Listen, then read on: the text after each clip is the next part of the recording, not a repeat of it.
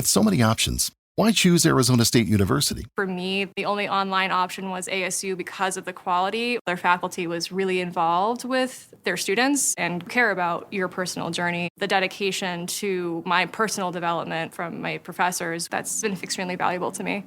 Earn your degree from the nation's most innovative university. Online. That's a degree better. Explore more than 350 plus undergraduate, graduate, and certificate programs at asuonline.asu.edu.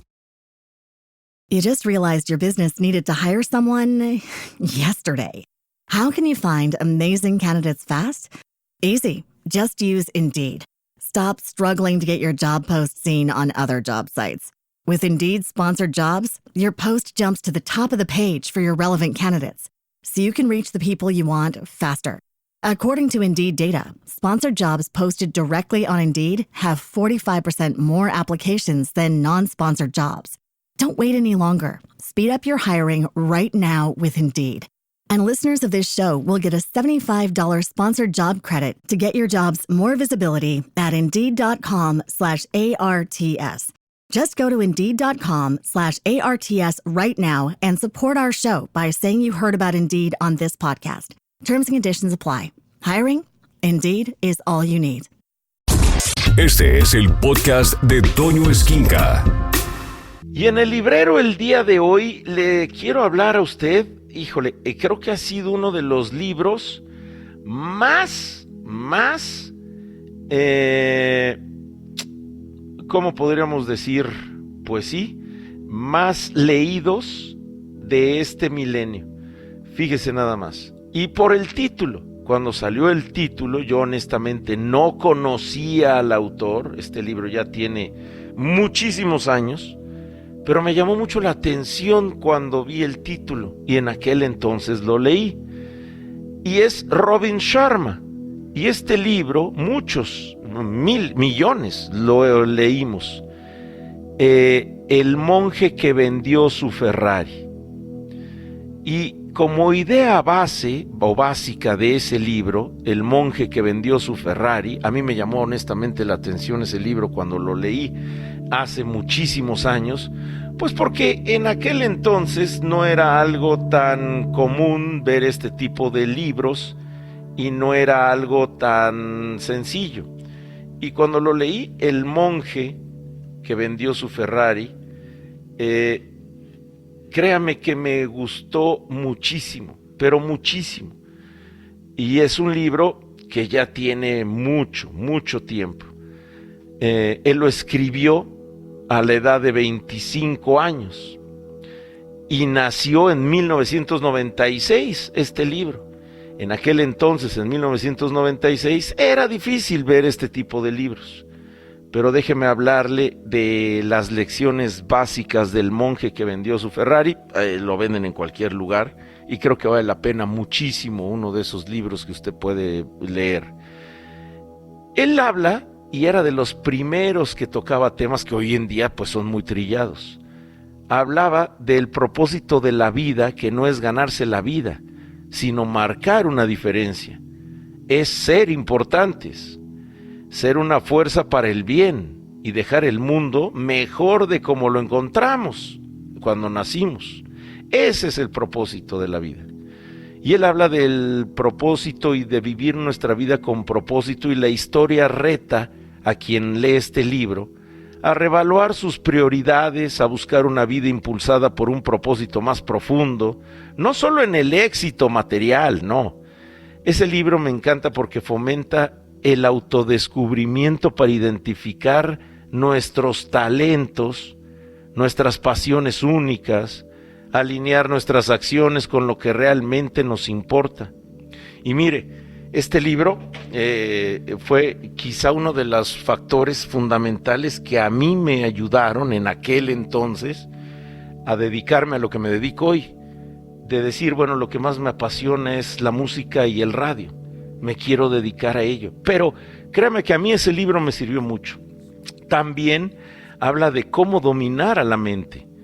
Este libro enfatiza la importancia de la disciplina mental y el autocontrol, las técnicas como la meditación, las afirmaciones, la visualización, cómo son herramientas pequeñitas para superar lo que nos está sucediendo si es negativo, gestionar el estrés, esa palabra me gusta, gestionarlo, es decir, hacer un trato con el estrés, dividir el estrés en poquitas cantidades, en vez de cuando nos ataca el estrés en una cantidad enorme y entonces valemos gorro. Y enfocar nuestra energía en alcanzar nuestras metas. Habla de cómo es necesario siempre tener una vida con una disciplina, por pequeña que sea. El protagonista de esta historia, pues adopta una rutina estructurada que prioriza hábitos saludables, desde madrugar, hacer ejercicio, una nutrición adecuada. Y ese libro destaca la importancia de la disciplina en todas las áreas de la vida, pues todo lo que usted ha alcanzado, poco o mucho, que ha logrado en su vida, ha sido gracias a la disciplina. Y a la disciplina de que usted se enfoca en algo y empieza a trabajar en ese algo para poderlo lograr y alcanzar. Habla de vivir el presente, sí, en aquel entonces era algo nuevo este concepto, le estoy hablando de 1996, y cómo se enfatiza la importancia de la atención plena y de apreciar el momento presente. Ese libro me encantaba porque animaba a liberarnos de la monotonía del pasado o la preocupación por el futuro. Habla de cómo es necesario, es importantísimo servir a los demás siempre desinteresadamente. Siempre ayudar a alguien y retribuir se presentan como principios fundamentales para una vida plena. Habla sobre actos de bondad, compasión, servicio para contribuir al bienestar de los demás, que eso, curiosamente, y usted lo va a leer ahí, no solo en ese libro, sino hay muchísimos otros libros que lo hablan también y que han llegado al mismo punto diferentes personas. ¿Cómo le va a hacer a usted más feliz contribuir, ayudar, apoyar a alguien, que si usted recibiera la ayuda o el apoyo de alguien? Sí, es hermoso cuando alguien nos ayuda, cuando alguien nos apoya, cuando alguien ve por nosotros, pero causa más felicidad el que usted apoye o ayude. Eso siempre va a causar más placer y más crecimiento en su vida. Y sobre todo, un concepto que a mí me encanta de ese libro: abrazar el viaje. Esta historia pues nos hace recordar que el éxito no se trata solo del destino o de un lugar, una meta a la que hay que llegar, sino del camino en sí. Enfatiza mucho la importancia de disfrutar el proceso de crecimiento, aprender de los desafíos y celebrar las pequeñas victorias. Y en términos, ayer les hablaba a ustedes del estoicismo. En términos del estoicismo, que estoicismo, como les platicaba ayer, no es solamente aguantar vara, la resiliencia no es solamente aguantar vara, sino que se aprende cuando uno está tragando amargo, de qué se aprende cuando llegan los momentos difíciles y qué lección tenemos de los momentos difíciles, porque no hay nada fútil. Fútil quiere decir pues useless en la vida.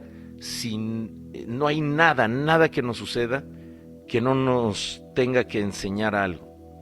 Y ese libro, El monje que vendió su Ferrari, es un libro que yo leí pues desde 96, y a mí en lo personal, en aquel entonces me ayudó mucho para concentrarme en lo que quería alcanzar: trabajar en el radio.